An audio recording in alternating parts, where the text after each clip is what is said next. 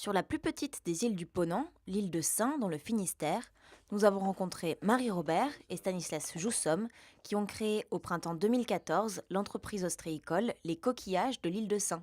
Marie et Stanislas ont choisi l'île de Saint, d'où est originaire Stanislas, pour créer leur activité ostréicole. Par rapport à sa qualité d'eau, en majorité, enfin, le choix a été consacré là-dessus, par rapport au mode de vie aussi qui est sympa sur l'île de Saint, Et la c'était aussi solidarité, voilà, une stratégie économique, puisqu'on était les seuls ostréiculteurs sur l'île de aussi. Saint. Ouais. Donc, et puis ça a un gage marketing quand même. Quand c'est estampillé île de Saint, ça montre tout de suite peut-être une idée sauvage de qualité et une rareté. Voilà. On a essayé de trouver un projet commun où on était complémentaires. Donc moi j'avais de l'expérience en développement d'entreprise, lui avait de l'expérience en production aquacole et dans les huîtres, et notamment dans les huîtres. Donc on a essayé de monter un projet commun. On a commencé à travailler sur le projet à partir de février 2015. Jusqu'à juin, on était sur tout le processus d'installation, la création du réseau, la création des statuts de l'entreprise. Et en juillet 2015, l'entreprise a été immatriculée. On avait déjà ramené des huîtres. Ce qu'il faut savoir, c'est qu'on avait ramené des huîtres avant de démarrer, parce qu'on ne se lançait pas à l'île de Saint sans savoir où on allait. Bon, il y avait des bons résultats sur la production, et donc on s'est lancé. Première difficulté, c'était peut-être rechercher des subventions, enfin des financements au niveau des banques. Heureusement que le Crédit Agricole était là, mais ça a été une grosse contrainte, parce que quand on est jeune et qu'on n'a pas beaucoup d'apports, les banques ne suivent pas forcément. Deuxième difficulté, ça a été le logement sur l'île de Saint. Pour moi, la difficulté, c'était l'élaboration des dossiers. Je ne pensais pas que c'était aussi difficile administrativement et aussi long, aussi compliqué. Parmi les organismes institutionnels avec lesquels Stanislas et Marie ont travaillé, nous sommes allés rencontrer les acteurs du parc naturel marin d'Iroise qui accompagnent ce projet.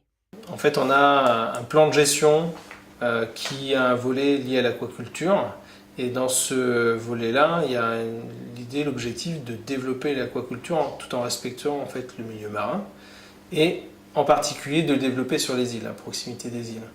Donc notre aide, c'est de pouvoir aider, on va dire, des jeunes entrepreneurs au niveau conseil, de l'installation. On peut leur donner des données sur la qualité de l'eau, par exemple. Leur permettre aussi de pouvoir présenter un dossier qui va être ensuite vu en commission culture marine avec les éléments qui sont nécessaires, donc ces aspects-là, ceux qui vont permettre de répondre aux questions liées aux incidences Natura 2000. Ce sont également les professionnels qui ont aidé les ostréiculteurs. Les huîtres, je les ai au menu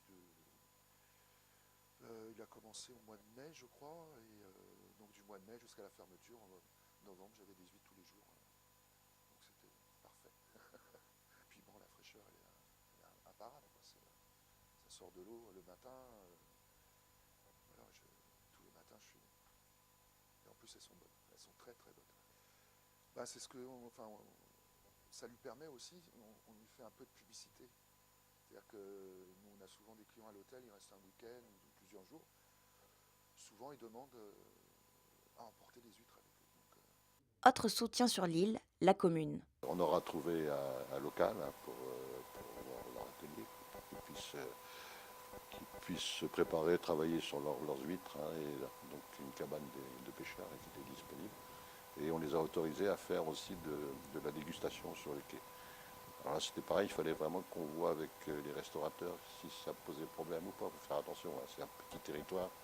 Bon, visiblement, non, ça s'est pas bien passé. Bon, c'est petit, et eux, ils en sont satisfaits. Ça amène un plus aussi pour le tourisme. Les gens, ils viennent déguster 3 huîtres. Et ils font de la vente directe sur l'île et de la vente aussi à emporter pour les gens qui viennent, qui passent la journée, qui repartent avec leur beau lieu.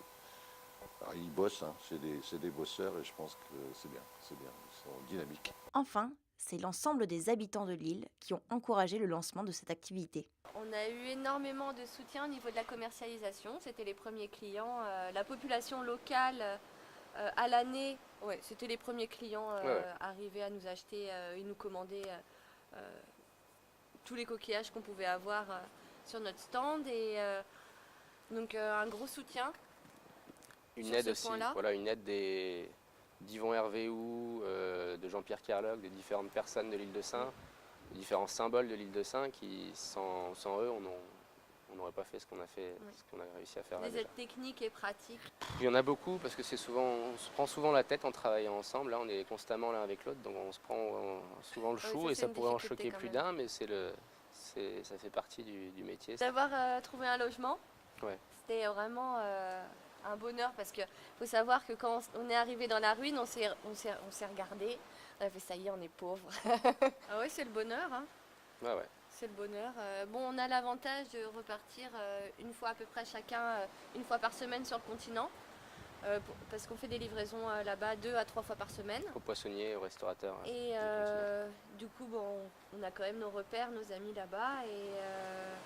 Mais le reste de la semaine, ouais, ça nous fait du bien d'être sur l'île de Sein.